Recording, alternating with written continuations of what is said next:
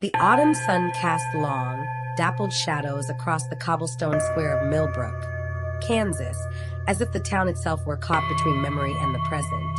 The air was crisp and dry, rich with the sense of wood smoke, cider, and fallen leaves, mingling with the sugary warmth of cinnamon donuts and roasted nuts from nearby stalls. The farmer's market bustled with quiet energy. Children clutched caramel apples and wove between displays of pumpkins and gourds, while vendors called out gentle greetings to familiar faces. Eliza Carpenter moved through this tapestry of small-town life with slow, measured steps. She wore a wool coat that fell just below the knee, its deep brown hue blending with the season's colors, and around her neck a scarf patterned with gold and russet leaves lifted gently in the breeze. Her hands, pale and slender, drifted over the handmade goods at each stall: woven baskets, beeswax candles, jars of apple butter, as though she were searching for something she could not name. This was the first time in years she had shown any real interest in the world beyond the walls of their quiet home in Topeka. The market, with its patchwork of sights, scents, and sounds, seemed to stir something within her, a flicker of life after so long in shadow. Behind her, Daniel Carpenter walked with less purpose. His shoulders were hunched against the wind, his hands thrust into the pockets of a threadbare coat. His face, once warm and open, was now weathered and lined, shaped by years of sorrow that refused to fade. He kept his gaze low, avoiding the cheerful faces of strangers, his mind elsewhere, always elsewhere. Every step, every breath felt heavy with the weight of what had been lost. Their visit to Millbrook had been Eliza's idea, a quiet plea for escape, for distraction, for something that might, for just a moment, loosen the grip of grief that had strangled their lives since that September afternoon in 1978. The day their 8-year-old son, Michael, vanished on his way to baseball practice, riding the red scooter he had been so proud of. The day their world had stopped turning. Eliza paused at a pottery stall, drawn to a vase glazed in deep emerald green. She ran her fingers lightly over its cool surface, tracing its graceful curves. The color reminded her of Michael's room, the one they had never brought themselves to change. A room that waited, as if expecting him to walk through the door at any moment. Daniel stood a few feet away, restless. He glanced at his watch, then scanned the market square as if searching for an exit. The noise, the color, the press of people, none of it touched him. He longed for quiet, for the familiar emptiness of home, where his grief could breathe unchallenged. Across the square, Eliza's eyes were drawn to a narrow storefront wedge between a bakery and a bookstore. Its windows were cluttered with relics of the past, old farm tools, porcelain dolls with cracked faces, stacks of faded postcards, and tarnished brass lamps. The sign above the door read "Prairie Memories," the paint on the wood worn and peeling. Something about the shop, its quiet disarray and forgotten treasures, beckoned to her. Without a word, she crossed the square, leaving Daniel behind. He watched her go, the cigarette in his fingers burning low, the smoke curling around him like a specter. He stayed where he was, unwilling to follow, content to let her lose herself for a while in the comfort of old things. The interior of Prairie Memories smelled of dust and linseed oil, of time itself made tangible. The floorboards creaked beneath Eliza's feet as she wandered between narrow aisles crowded with artifacts of other lives. Hand-stitched quilts, yellowed sheet music, a child's rocking horse worn smooth with use. Sunlight slanted through the smudged windows, catching on motes of dust that hung suspended in the still air. Outside, Daniel shifted his weight from one foot to the other, his breath misting in the cooling air. His gaze drifted to the shop's front window, idly at first. And then he froze. There, tucked between a headless dress form and a collection of mason jars, stood a child's red scooter. The paint was scratched and faded, the metal dulled by years of wear, but the flame decals on the sides were unmistakable. A silver bell glinted on the handlebar, just as he remembered. The black grip tape, he'd applied it himself to cover a nick in the metal, was still there, peeling slightly at the edge. A sudden tightness gripped his chest. The world narrowed to that single object. His mind reeled, heart pounding in his ears, as he stepped closer to the glass, his breath fogging the pain. The scooter, Michael's scooter, stood there as if waiting. He reached for the door, the brass bell above it clattering sharply as he entered. The shopkeeper, a thin man with wire-rimmed glasses, glanced up from behind a counter stacked high with postcards, his expression one of mild annoyance at the intrusion. But Daniel barely noticed. His eyes were fixed on the scooter, now resting in the shop's dim interior. Eliza turned at the sound of the bell, startled to see her husband's wild, stricken expression. She followed his gaze, and the blood drained from her face. The scooter, the flame decals, the bell, the black tape. It was all there, as real as the day they'd last seen it. Daniel stepped forward, his hand shaking as he lifted the scooter to inspect it more closely. His breath hitched as he turned it over, exposing the underside. Scratched into the metal, faint but still legible, were the initials MC Michael Carpenter. The letters he had carved himself, a father's quiet pride in his son's first real set of wheels. Eliza's knees weakened, and she steadied herself against the nearest shelf. The past, the loss, the unanswered questions, the hollow years, came rushing back with brutal force. The scooter, silent and small in this forgotten shop, had opened a door they thought forever closed. The market sounds outside faded to a dull murmur, and in that moment, the world seemed to hold its breath. Inside Prairie Memories, the air felt heavier, as if the small, cluttered space had trapped decades of secrets within its walls. Dust hung suspended in beams of afternoon light, settling on the worn wooden floorboards, on the shelves crowded with relics of other people's pasts. The brass bell above the door still echoed faintly from Daniel's abrupt entrance, a sharp sound that seemed out of place in the quiet of the shop. Daniel's hands trembled as he set the red scooter gently on the counter, its chipped paint and faded decals a stark reminder of a life interrupted. His heart pounded, the weight of years pressing down on him. Every detail of the scooter spoke to him. The silver bell, dulled by time but intact. The worn black grip tape at the handlebars, frayed at the edges where small fingers had once held tight. The flame decals, their vibrant red and orange tones now softened to rust and ember. Eliza stood beside him, her breathing shallow, her gaze fixed on the scooter as if afraid that looking away might make it vanish. The shop's warmth, the smells of old paper and wood polish, the faint tick of a clock in the corner, all of it faded into insignificance. There was only the scooter and the torrent of memory it unleashed.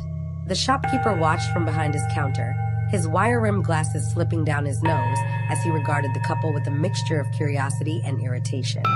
His thin fingers tapped absently on the glass display case beneath him, where rows of tarnished belt buckles and silver spoons lay forgotten. He had seen all manner of shoppers, tourists, collectors, drifters seeking some piece of nostalgia, but this was different. The raw emotion that clung to these two was unmistakable, and it unsettled him. Daniel turned the scooter over with care, his fingers brushing along the metal base, searching for proof of what his heart already knew. There, beneath the grime and scratches of age, were the initials, MC, etched with the steady hand of a father who had once imagined his son riding fast and fearless down their street, the afternoon sun glinting off the polished handlebars. Those two letters, so small and simple, now carried the weight of everything they had lost. Eliza's hand found the edge of the counter, her knuckles white as she gripped it for support. The room seemed to tilt around her, as if the past had shifted the ground beneath her feet. She could see Michael as he had been that day, grinning wide, his cheeks flushed with excitement, the scooter new and bright beneath him. She could almost hear the clatter of its small wheels on the sidewalk, the ringing of the bell as he sped away toward practice, never to return. Outside the shop, the murmur of the market carried on. The cheerful calls of vendors, the laughter of children, the shuffle of feet on cobblestones, all of it seemed distant, as though the world had moved on while they remained trapped in a single, unending moment of loss. The shopkeeper, sensing the tension, cleared his throat and moved closer. His expression, once bored, had hardened into something guarded, defensive. He was a man who valued his merchandise, who had learned over the years that sentiment and sorrow were poor currencies in a place like this. To him, the scooter was an object, nothing more. Its history was not his concern. Daniel's mind raced as he tried to understand. How had it come to be here, in this forgotten corner of Kansas? Who had brought it? What path had it traveled in the long, Empty years since Michael had vanished. Questions tumbled through him, each one more painful than the last, but answers remained just beyond reach. Eliza's eyes welled with tears that did not fall. She felt the ache of longing, the hollow echo of hope that had been buried and now clawed its way back to the surface. She thought of all the nights spent staring at the dark ceiling, waiting for footsteps that never came, of birthdays marked in silence, of dreams that ended in emptiness. And now here was the scooter, the one thing she could still touch, still hold, that might bridge the chasm between then and now. The shopkeeper's stance grew firmer as he gestured toward the small, hand-lettered price tag tied to the handlebar. To him, the matter was simple. This was a sale, a transaction like any other. He saw no crime, no tragedy in the rusted frame or peeling decals. He saw only $35 and a piece of inventory. Daniel's breath came faster as the weight of injustice settled on him. The scooter was not a collectible, not a relic to be bartered and sold. It was part of their son, part of the life stolen from them. The thought of exchanging money for it felt obscene, as if buying back a piece of their own shattered hearts. Eliza reached out and laid a trembling hand on the scooter's handlebar, her thumb brushing the edge of the silver bell. The touch grounded her, anchored her to the moment, to the reality of what stood before her. This was no dream, no cruel trick of the mind. The scooter was real. It had found its way back to them, or perhaps they had found their way back to it. Outside, the soft clatter of approaching boots on the cobblestones signaled a change. The market's noise had drawn attention, and the commotion within the shop had not gone unnoticed. A uniformed officer appeared in the doorway, his presence calm but firm, a quiet authority that filled the room. The shop seemed to exhale, the tension thick but contained, as if the very walls had been holding their breath. The scooter, small and battered, sat between them all, a symbol of loss, of questions yet unanswered, of a journey that was not yet over. And in that moment, as the autumn sun dipped lower in the sky, the discovery of the red scooter marked not the end of grief, but the beginning of something new, the stirrings of truth beneath layers of dust and silence waiting to be unearthed. The small-town police station sat a few blocks from the bustling heart of Millbrook, a squat brick building that bore the weight of a century's worth of quiet duty. Its windows reflected the late afternoon light, and the flag out front stirred gently in the breeze. Inside, the air smelled faintly of coffee and old paper, of worn leather chairs and floor polish.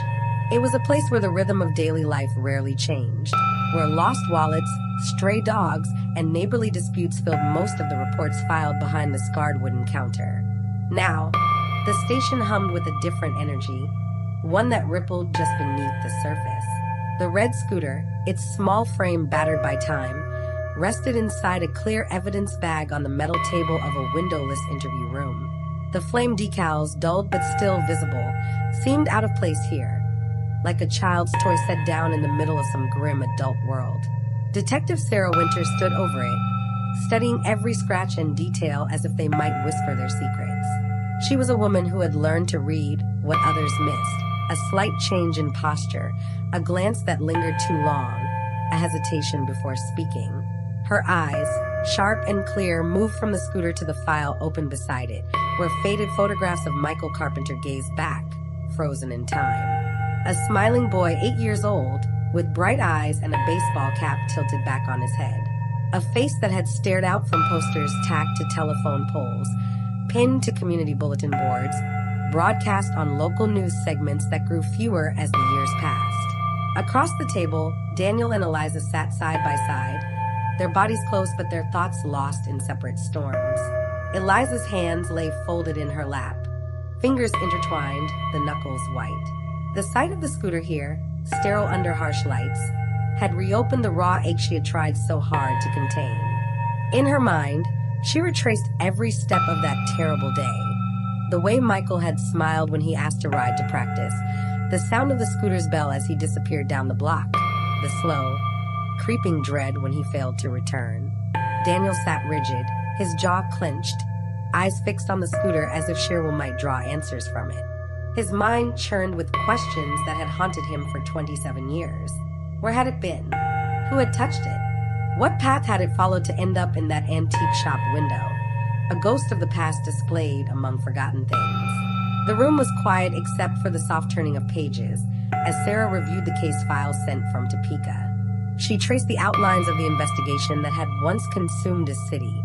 The search teams that combed parks and riverbanks, the volunteers who filled the streets with flyers, the late-night calls that led nowhere, the tips that crumbled under scrutiny. She saw the dates, the notes, the places where hope had flared and then faded. It was a story she had seen before: missing children, desperate families, and a world that moved on too soon. Details filled the pages like echoes. September 22nd, 1978. A Saturday. Michael had left home at around 2:30 in the afternoon. His destination, Riverside Park, 8 blocks away. The weather had been warm, the sky clear. He had never arrived. The hours stretched into days, the days into years. And now, here they were, the discovery of his scooter dragging the old case back into the light. Sarah's focus shifted to the report on Frank Morrison, the owner of Prairie Memories. The background check yielded little on the surface: no criminal record, no outstanding warrants. He had bought the antique shop 23 years ago, after a decade spent as a long-haul trucker. That part of his life left gaps, stretches of time where his location wasn't well documented, where records thinned out across states and highways. A man accustomed to moving, to living between places, to leaving few traces. A driver's license photo clipped to the report showed a man in his 50s with graying hair and a face that gave little away. The kind of face that might pass unnoticed in a crowd, ordinary and unremarkable.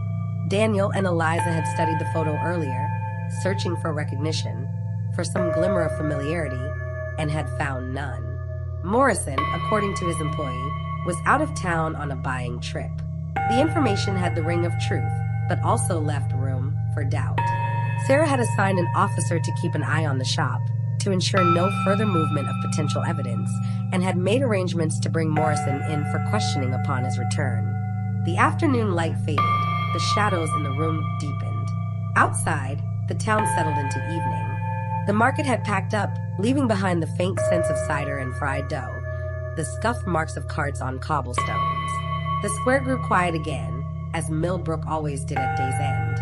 But inside the station, the day's discoveries lingered like an unfinished chord, unresolved. For Daniel and Eliza, the station was just another stop on a journey they had never chosen. A journey marked by waiting rooms, police reports, and the hollow promises of closure. Yet something felt different now. The scooter was tangible, real, a link to Michael after so long adrift. It was not an answer, but it was a beginning. Sarah closed the file, her mind already mapping out the next steps. The people to question, the records to pull, the threads to follow. She glanced once more at the scooter, at the initials scratched into its base, and felt the weight of responsibility settle squarely on her shoulders. This was no longer just a cold case file buried in archives. It was a family's last hope flickering back to life. Night fell outside, the world cloaked in darkness. But within the walls of the station, the search for the truth had begun again.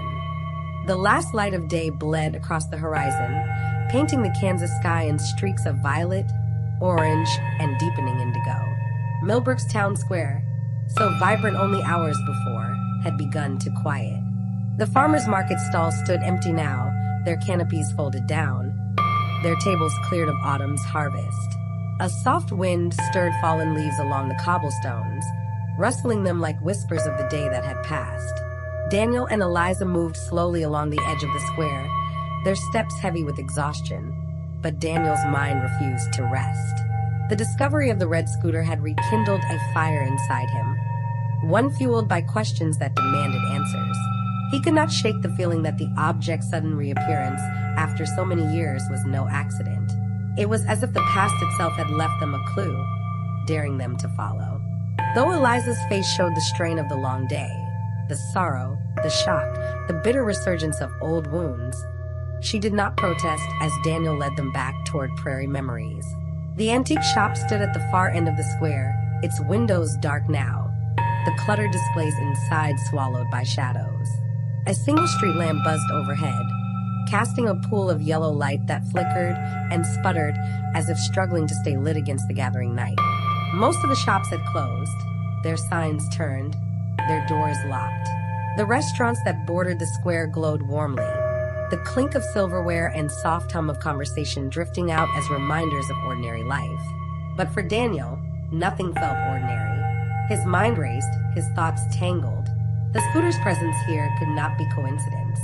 There had to be more, something he had missed, something that still lingered in the corners of this quiet town. As they neared the shop, the faint sound of movement caught his attention. The main door of Prairie Memories clicked shut, and the same employee they had seen earlier turned the key in the lock. The man glanced over his shoulder, his posture tense, as if aware of their approach.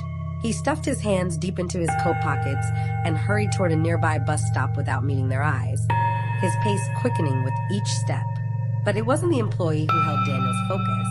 From the side of the building, where a narrow alley ran between the shop and the adjacent bakery, a figure emerged, a man, his form obscured by the low light and the brim of a baseball cap pulled low over his face. His jacket was worn, the leather cracked and faded at the seams. His movements were deliberate, cautious, as if trying not to draw attention. Daniel's breath caught. Even at this distance, in the failing light, there was something familiar in the way the man carried himself, in the shape of his profile. A chill spread through him, an instinctive recognition that bypassed logic and reason. He thought of the photo Detective Winters had shown them at the station. Frank Morrison's driver's license portrait, the graying hair, the hard-set mouth. This man matched that image too closely to ignore. From the shadows of the alley, another shape materialized, a dark blue pickup truck, parked just out of view of the square. The man in the leather jacket approached it, and for the first time Daniel and Eliza saw that he was not alone. A second man sat behind the wheel, his face indistinct in the gloom. And standing between them, small and motionless, was a child, a girl, perhaps 7 or 8 years old, her brown hair falling in a straight curtain to her shoulders. The girl's thin frame was silhouetted against the truck's headlights as they blinked on. Even from across the square, Daniel could see the way she flinched when the man in the leather jacket reached out toward her, shrinking back as if the gesture carried a threat.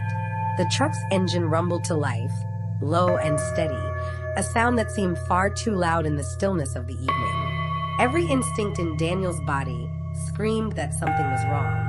The scene unfolding before him radiated an unease he couldn't explain away. The posture of the men, the girl's hesitant steps as they guided her into the truck. It all spoke of fear hidden beneath the surface, of a situation that did not belong in this peaceful square, under the watchful eyes of the street lamps and the fading light.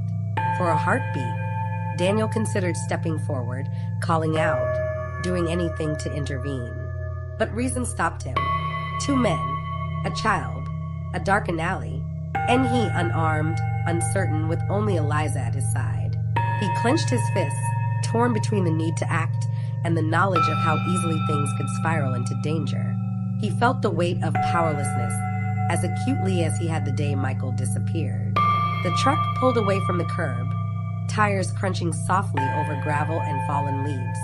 Its taillights flared briefly before vanishing around the corner, swallowed by the night. The square was quiet once more, the only sound the rustling of the wind through the trees. Daniel's eyes remained fixed on the place where the truck had been, his mind replaying the encounter in vivid fragments.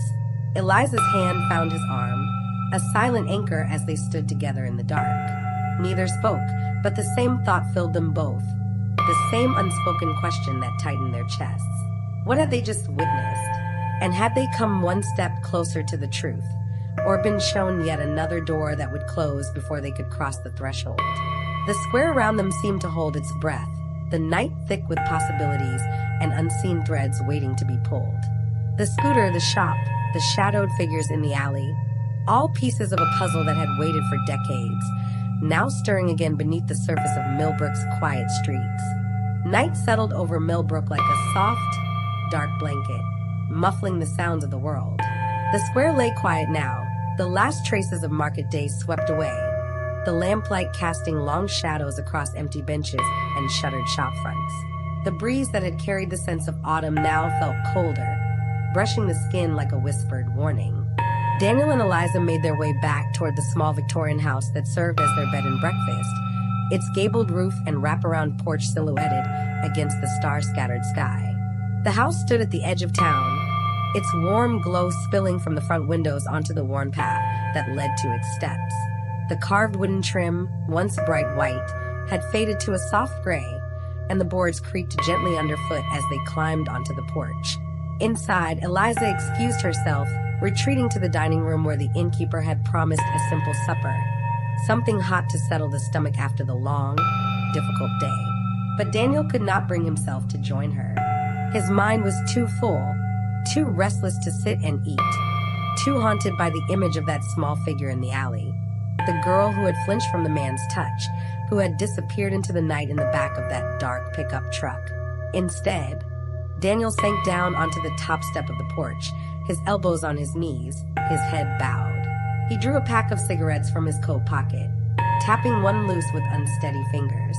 The flare of his lighter briefly illuminated his face, casting deep shadows beneath his eyes, hollowing out his features. The smoke curled upward, mingling with the cool night air, carrying with it his silent questions and unspoken fears. The world around him felt distant. Crickets sang from the tall grass at the edge of the yard, their chorus steady and indifferent. A dog barked once, far away, then fell silent. The wind shifted, bringing with it the faint scent of wood smoke from some distant hearth. All of it familiar, yet strange, as if the town itself were holding its breath, waiting for what might come next. It was then, in the quiet between heartbeats, that Daniel noticed the figure across the street. Small, hesitant, barely more than a shadow at first. A child, alone in the dark. She emerged from behind a low stone wall, her thin frame outlined by the glow of a nearby street lamp. Her clothes hung loose on her body, as though they had once belonged to someone larger. Her brown hair fell in tangled strands around her pale face, and her eyes, wide and watchful, reflected the faint light like twin mirrors of fear and determination. She crossed the street slowly, each step measured, as if unsure whether to approach or flee. But something in Daniel's stillness seemed to draw her on, until at last she stood at the foot of the porch steps, looking up at him with a mixture of hope and desperation. There was a weariness about her that no child should bear, a hollow sadness in the set of her small shoulders. She was younger than the girl he'd seen earlier, perhaps 9 at most, but her gaze held an old, knowing sorrow. A child who had learned too soon how fragile safety could be. In the hush of the night, her presence felt like an echo of the past, a reminder of the son he had lost, of the boy who had once ridden his red scooter down their street and never returned. And now here was this girl, another lost child, standing before him as if summoned by the weight of his grief. She lingered there, silent, until at last she found the courage to step forward. There was no sound but the soft scrape of her worn shoes on the porch boards as she climbed the steps and settled beside him, leaving a respectful distance between them. Her hands, thin and cold, clutched the hem of her oversized jacket as if holding herself together. Daniel sensed, without words, the story she carried, the running, the hiding, the long nights spent searching for someone who could help. She had come not by chance, but with purpose. And he, though broken and weary, understood that purpose at once. The girl's eyes lifted to his, and in their depths he saw reflected his own silent vow. To listen, to believe, to try. The questions pressed at him. Who was she? Where had she come from? What danger had brought her to his doorstep? But he held them back, letting the night fill the space between them with understanding. From the quiet street behind them came no sign of pursuit, no hurried footsteps, no raised voices. But Daniel knew that whatever this child fled, it would not remain far behind. The same dark current that had swept away Michael seemed now to eddy around this girl, threatening to claim another life. The breeze stirred again, colder now, and Daniel stubbed out his cigarette against the porch rail. The ember glowed and faded, as fleeting as the peace he had hoped to find in this place. He looked out across the town, the distant lights of Millbrook flickering like fragile stars, and felt the pull of the past and the urgency of the present twined together, inseparable. Behind him, the door of the boarding house creaked open, spilling warm light onto the porch. Eliza's voice, soft with concern, called his name. But Daniel did not move. His eyes remained on the girl beside him, on the choice that had been placed in his hands. To turn away, or to follow the path that had found him, unbidden on this quiet night. And so, without a word spoken between them, a promise formed, fragile as breath, strong as hope. The journey that had begun with a red scooter in a dusty shop window was no longer about the past alone. It was about the present and the future, and the chance to save another child before the night claimed her too. The night felt heavier as Daniel's rental car turned onto a narrow dirt road, guided by Lucy's quiet instructions.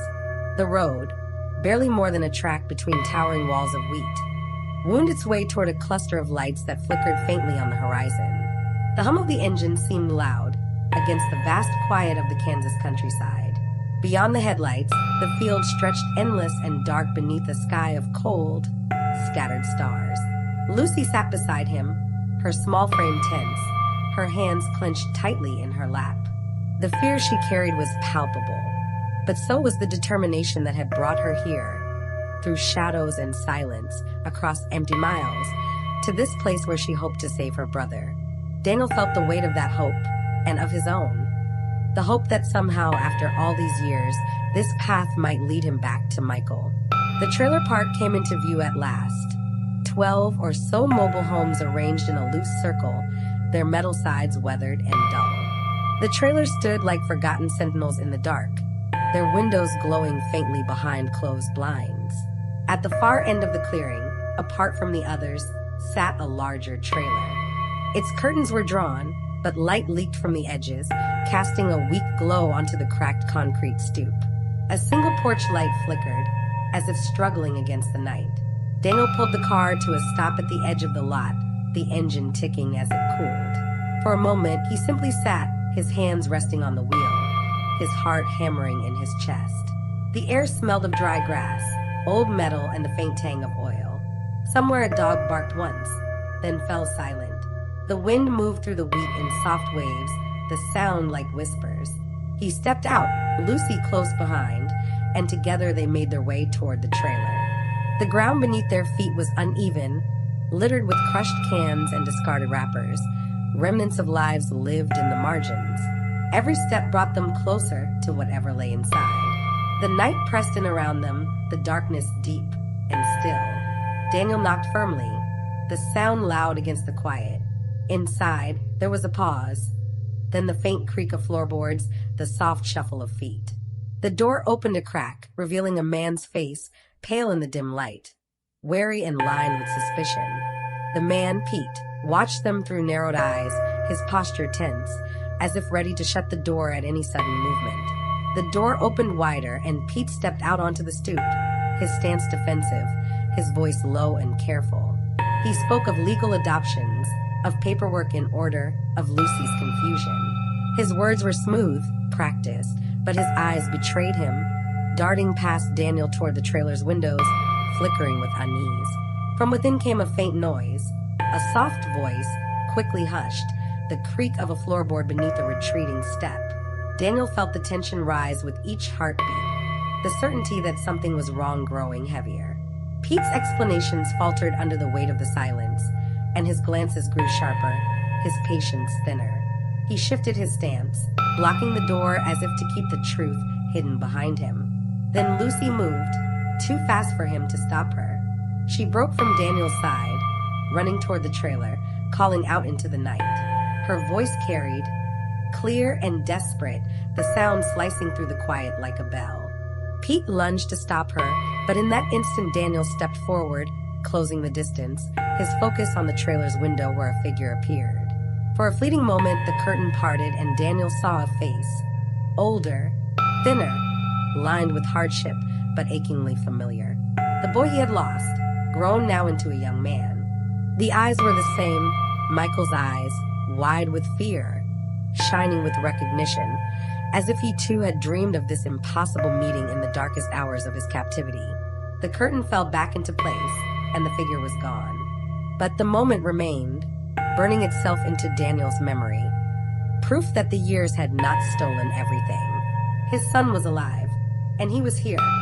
The tension broke with the sound of sirens, rising and falling, drawing closer with each passing second. Red and blue lights flashed in the distance, growing brighter, until the trailer park was bathed in their glow. Eliza had called for help, unable to wait in the dark any longer, and now the night filled with the promise of intervention, of safety, of an end to the long nightmare. Pete's bravado melted in the face of the approaching police. His words stumbled, his threats empty now, his stance crumbling. Daniel stood firm, his heart pounding, his eyes on the trailer that held his son. The years of waiting, of grief, of silence, all of it led to this moment, when at last the truth could no longer be hidden. The officers poured into the clearing, their voices firm, their presence decisive. The danger that had loomed so large a moment ago began to shrink beneath the weight of their authority. Daniel felt the fight drain from Pete, saw the calculation in his eyes shift from defiance to surrender. The night was ending. The long journey was coming full circle. And in the midst of it all, Daniel stood at the threshold of what came next, not the end, but the beginning of healing, of rebuilding, of bringing Michael home. The red scooter had been the first sign, a beacon from the past. But it was here, in the dark heart of Kansas, that the true confrontation had been won.